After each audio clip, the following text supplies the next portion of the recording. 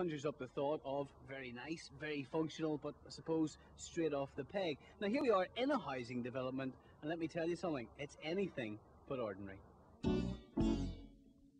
When architect Des Ewing was asked to design an exclusive new housing development on the outskirts of Belfast, he decided to take his cue from the past, drawing on both traditional Georgian forms and the Victorian coach house which originally stood on the site. Originally there was a large Victorian dwelling in the 2-acre grounds. A house like that is really uneconomic in today's age when we need more houses. My brief was to create a housing development that would obviously make money for the developer and be something that people wanted to live in.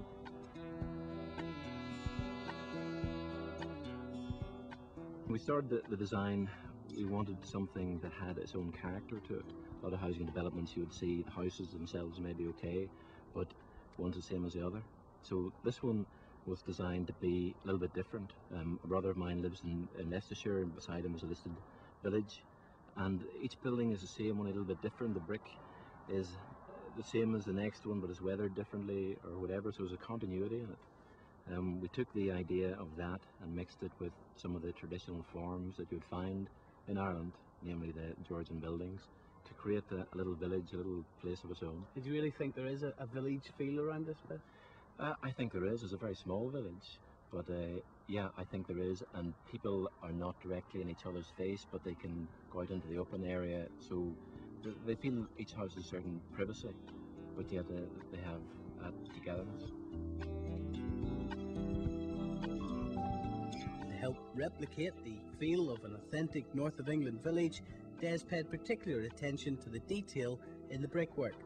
The houses at the front are quite a dark brick, maybe similar to you'd see on Hillsborough Main Street, and the houses are very similar to that sort of Georgian style. As we move back, the brick is changed to be a little bit lighter, so it's more in keeping with the original brick, which was the brick of the coach house.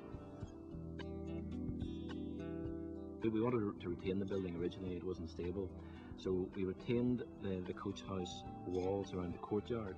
We took the building down brick by brick and we cleaned all the bricks and then rebuilt it, but it's a totally new house in that it's got concrete floors on the first floor as well as the ground floor. It's insulated properly, but still got that look of the old coach house.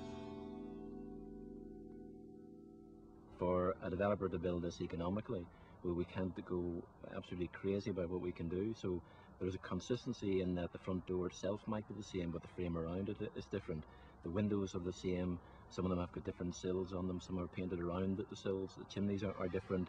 Little things that are not overcomplicated to do, but give that overall effect of something that's got a little bit of variety to it, that's grown up as opposed to the houses all being the same. And you put a lot of thought into just the centre here. Mm-hmm. Yeah, the centre, it was something during the design that was slightly controversial because it looked like wasted space, but when you see it finished, it sets the house off, it makes the house look a lot better, and the houses are not just looking straight into themselves. So we sacrificed maybe a little bit in each of the back gardens, but created this space in the middle which is the focus, and it works well in that it gives a different character to it. It's a little garden and the kids play about in it, going from house to house, and they don't have any problems with traffic. Obviously you're going to sell your own project, but it's been acknowledged by others as well. That's correct. Last year it was recognised as the best development in Northern Ireland. In UK awards it was best house in Ireland and runner-up for best Brownfield development in the United Kingdom, so yes, it has got some recognition. Obviously on the outside the houses structurally the same, though inside they're different. Internally they're different. Some people have continued the Georgian feel with a house that is very traditional and is subdivided into rooms. Other people have a very contemporary feel to the house. Firstly, Des, we can see how they've gone for the modern look in here. Yeah, this is a very fresh sort of feel to it. It's got a marble floor. The kitchen itself has very clean lines on it. Everything's painted in neutral sort of tones, so the main feature that you have would be the Georgian windows. It's almost like it was an old house and it's had a renovation done to it, a more contemporary feel. It's also very open plan. This is the way people like to live, where they've got the kitchen, they've got their table beside the kitchen, and then they have a living area off that. That's where it all happens in this house. See, you say that's the way people like to live in this modern living, and I'm sure there are people at home saying, wow, the smell of the kitchen coming into the living room, there's nothing nice about that. Well, that's one thing. There are certain downsides on it, that you do need a very powerful extract in a kitchen like this to make sure the smells don't go through. Also, it is noisy. There's no doubt about that. Very often you have to have another room in the house where you can have a little bit of quiet. But by and large, things are going to happen in the kitchen anyway, so you may as well have a good kitchen. By contrast, just a few doors away, the owners have gone for something a touch more old-fashioned. This one has got a much more traditional feel, with the aga, with the darker oak panelled kitchen.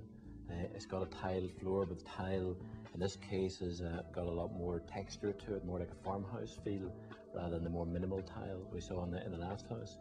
But it's still the same form. It's got the high ceilings, it's got the windows with better features. So it's a consistency, but a different approach to it. It's something I would never think of doing. You've got the dining room table, you've got the sofa, you've got the centre island there, and then a living space right at the very back. Yeah. I suppose it's a bit like the old parlour where everything happened in one place, but then we've got this area that is a little bit brighter, that brings you out into the garden. There's a bit of a contrast to that. Everything's together because that's the way it works in a house. So, old or new, traditional or contemporary, it seems sheer quality of design will never go out of style.